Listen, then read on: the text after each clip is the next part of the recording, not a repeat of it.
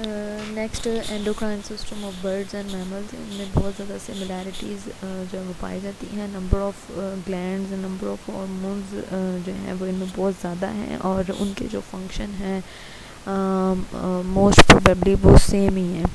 तो सबसे ज़्यादा सबसे पहले हैं वो बर्ड्स हैं। बर्ड्स में एंडोक्राइन सिस्टम में जो ग्लैंड्स पाए जाते हैं that are ovary, testis and adrenal gland and pituitary and thyroid and pancreas and parathyroid and pineal and hypothalamus, thymus, and ultimobranchial gland, and then additional gland that is present only in the birds, not in the mammals. एक ये वाला है ultimo branchial gland and then bursa of Fabricius, ये gland हैं। ये दो gland सिर्फ और सिर्फ बर्ड्स में पाए जाते हैं।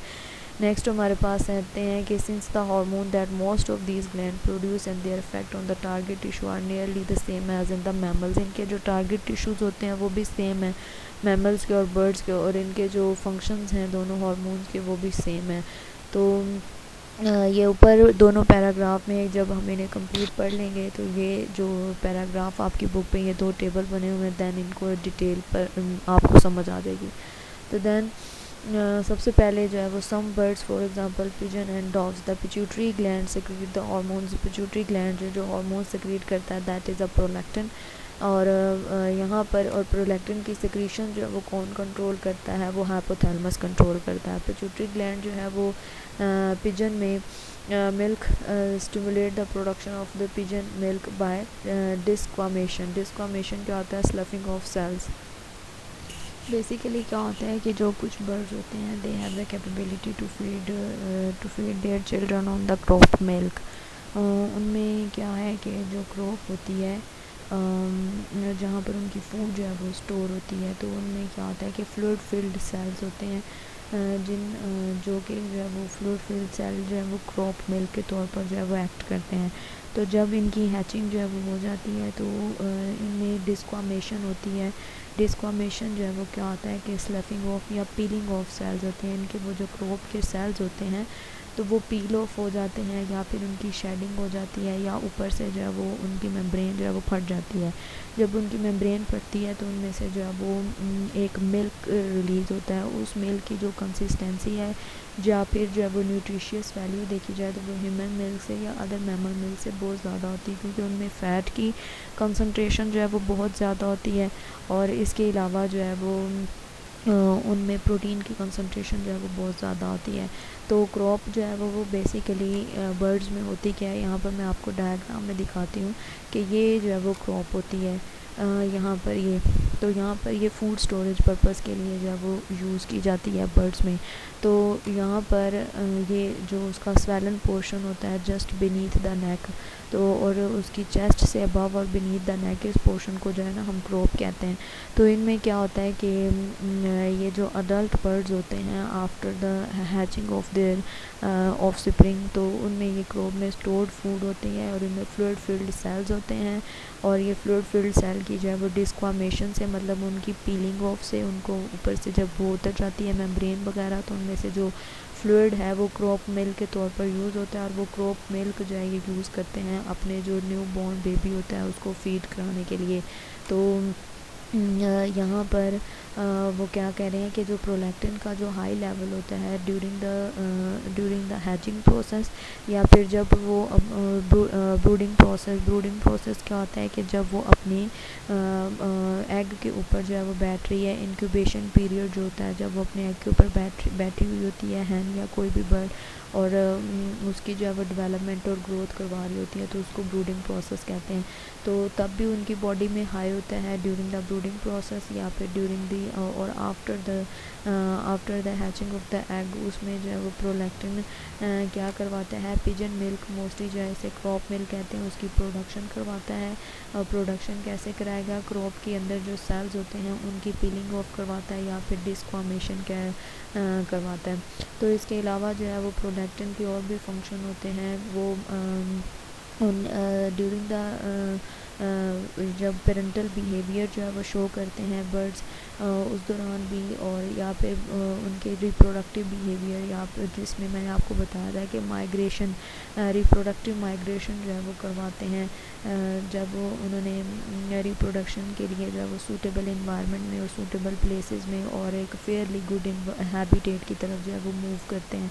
और इसके अलावा पेरेंटल बिहेवियर क्या होगा कि जब वो पेरेंटल बिहेवियर उनमें डेवलपमेंट करवाते हैं, जिसमें वो पेरेंटल बिहेवियर में जब वो अपने बच्चे को फीड करवाती है, क्रॉप मिल्क की जो है वो प्रोडक्शन करवाती है, या फिर पेरेंटल बिहेवियर में जब वो ब्रूडिंग करवा रही होती है और जब वो इसकी जो है वो केयर करवाती है, तो तब भी उनमें प्रोलैक्टिन का लेवल हाई होता है। Now we will read from there prolactin also stimulate and regulate the brooding period वो होता है जब इंक्यूबेशन पीरियड है। आप सिंपली याद रखें जब वो उसके एग के ऊपर जो है वो बैठती हैं।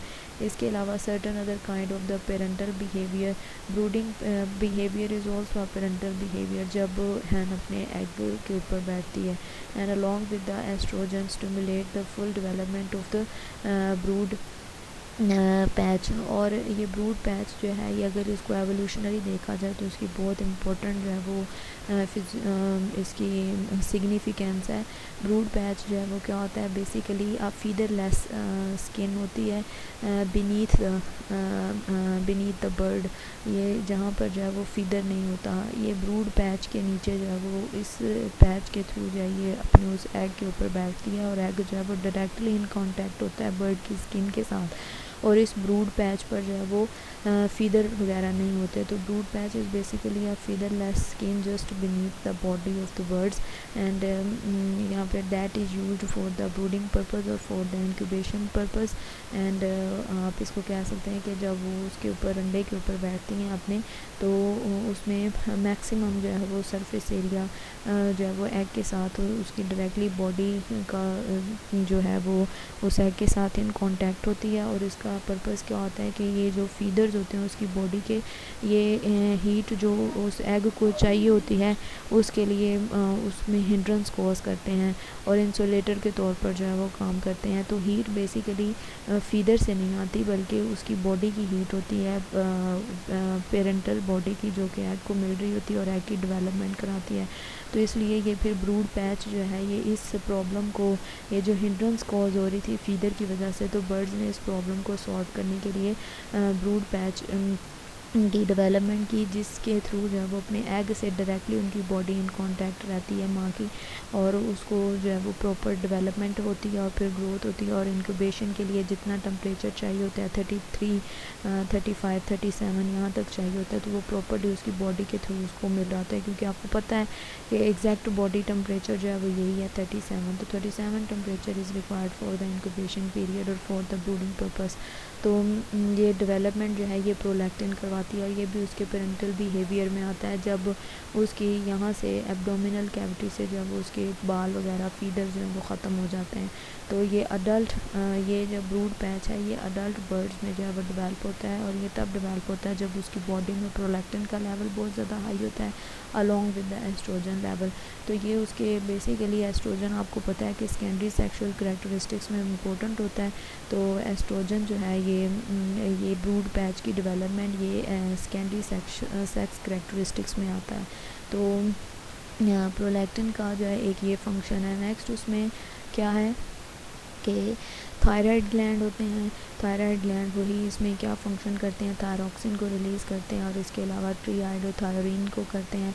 थायराइड ग्लैंड जो है वो इनकी मेटाबॉलिज्म को भी रेगुलेट करते हैं और इसके अलावा इनकी फीडर जो है वो डेवलपमेंट, थायरॉक्सिन जो है वो फीडर डेवलपमेंट करते हैं। न्यूली बॉर्न बेबी में मेटाबॉलिज्म होती है, फीडर डेवलपमेंट है और इसके अलावा जो है वो मोल्ट साइकिल को जो है वो रेगुलेट करवाता है, जो इसका बहुत इंपॉर्टेंट फंक्शन है। मोल्ट साइकिल जो है वो क्या होता है कि जब वो अपने ओल्ड और वॉर्न आउट जो फीडर्स होते हैं और उनको जो है वो गिरा कर नए फीडर की जो है वो डेवलपमेंट करते हैं, ब्राइट और न्यू फीडर जब वो अपने ऊपर जो है वो डेवलप करते हैं।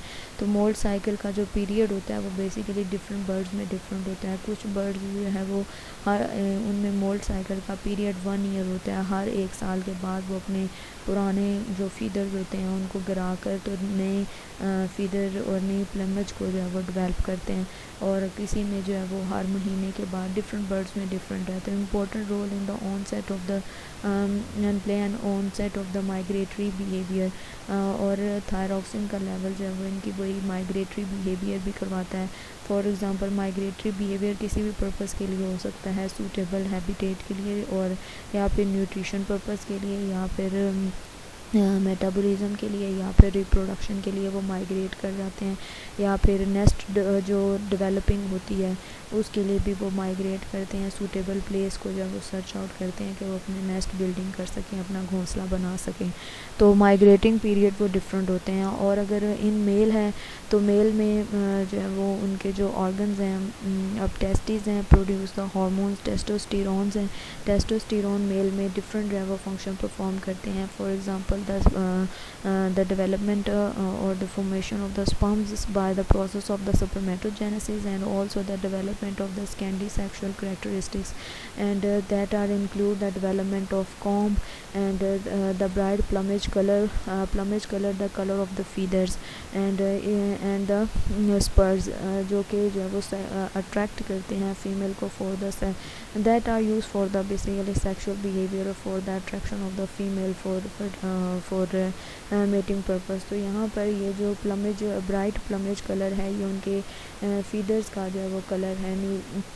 और स्पर्स जो है ये क्या होती हैं, spurs basically an outgrowth bones होती हैं जो कि मोस्टली उनकी हैंड लिम्ब पर प्रेजेंट होती हैं, और ज़्यादातर जो है ये उन परिंदों में होती हैं जिनकी टांगें जो हैं साइज़ में काफ़ी लंबी होती हैं। तो ये स्पर्स हैं, ये आपको आउट ग्रोथ यहाँ पर नज़र आ रही होगी।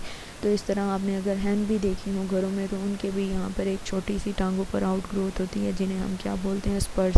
लेकिन ये ज़्यादा डोमिनेंट हमें उन परिंदों में नज़र आती हैं जिनमें क्या है कि टांगें जो हैं उनकी लेंथ बहुत ज़्यादा होती है हैंड लिम्ब की। इसके अलावा जो है वो प्लमेज फ्लफिंग है, प्लमेज फ्लफिंग या फिर प्लमेज डेवलपमेंट। प्लमेज क्या होता है, उनके जो पूरी बॉडी पर जो खूबसूरत उनके जो फीदर डेवलपमेंट होती है और उनका जो एक पैटर्न होता है उसे हम कहते हैं प्लमेज। तो मोस्टली जो है वो प्लमेज फ्लफिंग की जो है ये जब अपने परों को जो है ये फुला देते हैं तो इस तरह ये जो सेक्सुअल प्रोसेस के लिए या फिर मेटिंग के लिए या अट्रैक्शन के लिए जो है वो यूज़ करते हैं। तो इसी तरह ही यहाँ पर ये भी उनकी ये प्लमेज फ्लैक्शन है।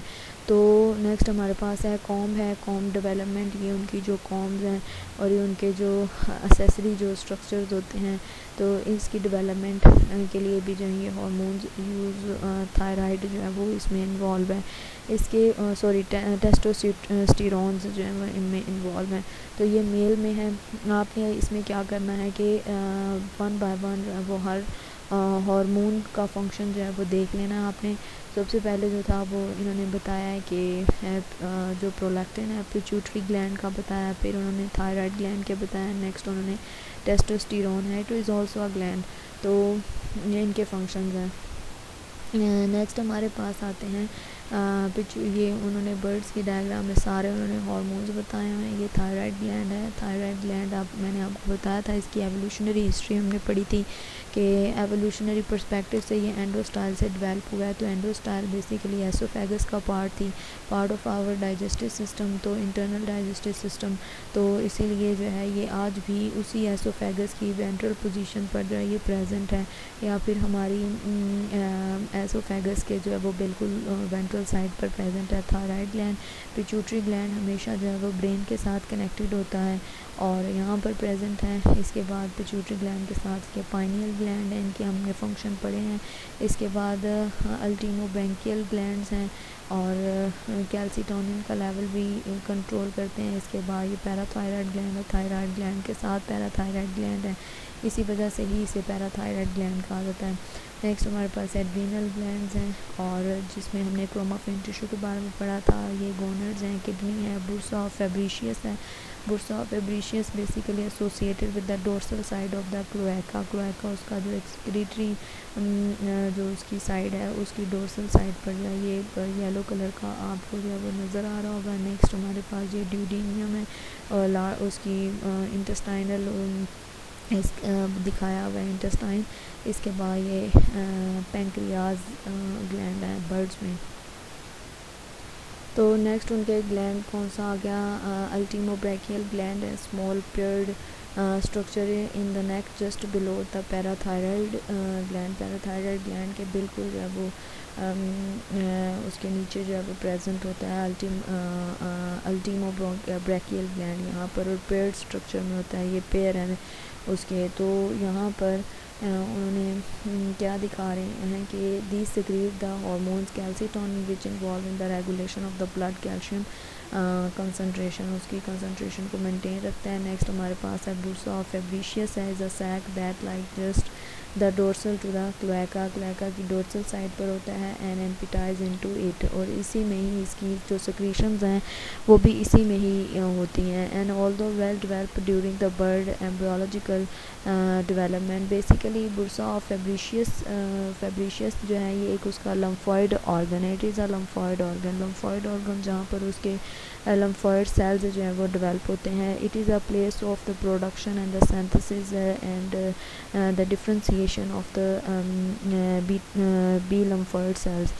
लम्फ सेल्स जो है ये इसमें प्रोड्यूस होते हैं बुर्सा ऑफ फेब्रिशियस में, जिनका रोल होता है इम्यूनिटी में, इम्यून सेल्स की प्रोडक्शन हाउस है हम कह सकते हैं यहाँ पर। इसमें जो है वो क्या होता है कि स्टेम सेल्स यहाँ पर प्रेजेंट होते हैं, और वो स्टेम सेल जो है वो डिफ्रेंशिएट होकर डेवलप होकर जो है वो हमें क्या देते हैं, बी लम्फॉइड लम्फ सेल्स देते हैं, बी सेल्स और टी सेल्स आपने पढ़े होंगे। तो then it begins to shrink soon after the hatching, and it tissues produce secretion that are responsible for the maturation of the white blood cells, जिनमें हम B lymphocytes हैं, which play an important role in the immunological reactions। तो यहाँ पर वो यही कह रहा है कि जब hatching before the hatching during the embryological stage जब होती है ऑफ स्प्रिंग की, जब उसकी डेवलपमेंट और ग्रोथ हो रही होती है एंड प्रोसेसिंग होती है, तो बिफ़ोर द हैचिंग जो है ये वेल डेवलप होता है, इसका साइज़ बहुत ज़्यादा बड़ा होता है। तो लेकिन जब हैचिंग हो जाती है तो इसका साइज़ जो है वो श्रिंक्ड हो जाता है, रिड्यूस हो जाता है। तो देन इसकी जो it's tissue produce the secretion, जो इसके जो ग्लैंड है, तो बेसिकली इसमें टिश्यूज़ होंगे, तो इसकी जो टिश्यूज़ हैं वो ऐसी सेक्रीशंस प्रोड्यूस करते हैं जो कि बी लिम्फोसाइट्स की जो है वो आगे फर्दर क्या करवाते हैं, डेवलपमेंट कराते हैं, उनकी डिफ्रेंसिएशन कराते हैं, उनकी मैचुरेशन कराते हैं। तो आप सिंपल यही याद रखें कि ये लम्फॉइड ऑर्गन्स ही हैं जहाँ पर बी लिम्फोसाइट जो है उनकी ग्रोथ होती है, उनकी डिफ्रेंसिएशन होती है और उनकी मैचुरेशन होती है, और वहाँ से जो है ये बन कर बी लिम्फोसाइट्स जो है वो निकलते हैं बाहर। तो ये इसका फंक्शन है बुर्सा ऑफ फेब्रिशियस का। तो आपने इसमें जो है वो जितने भी ग्लैंड्स पढ़े हैं उनको वन बाय वन अपने पॉइंट्स में याद रखना है।